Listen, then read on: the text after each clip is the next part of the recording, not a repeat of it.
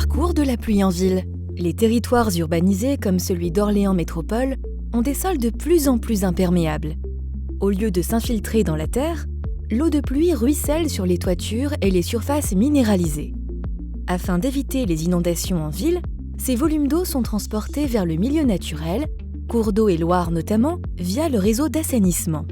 Ce dernier peut être unitaire, eau usée et eau pluviale mélangée, ou séparatif, eau pluviale uniquement.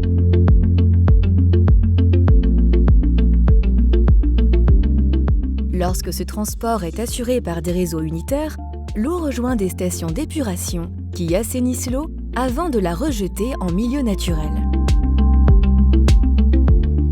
En réseau séparatif, l'eau de pluie peut être directement rejetée en milieu naturel après un pré-traitement.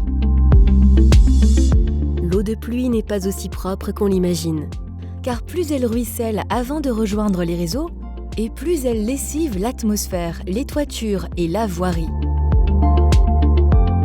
Elle se charge alors de matières en suspension, qui proviennent notamment des moteurs des véhicules, de sable, de déchets solides jetés dans la rue, de déjections d'animaux. Notre regard sur la gestion de l'eau de pluie doit changer.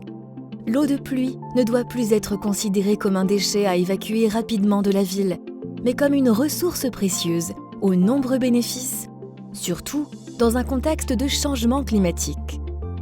Gérer l'eau de pluie au plus près de là où elle tombe permet notamment de recharger les cours d'eau et les nappes d'eau souterraines, de diminuer les rejets de pollution au milieu naturel et de limiter les inondations.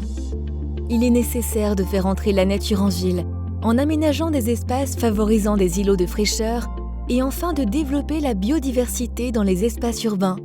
Nous, toitures végétalisées, parkings végétalisés, espaces verts, pour être au plus près du cycle naturel de l'eau.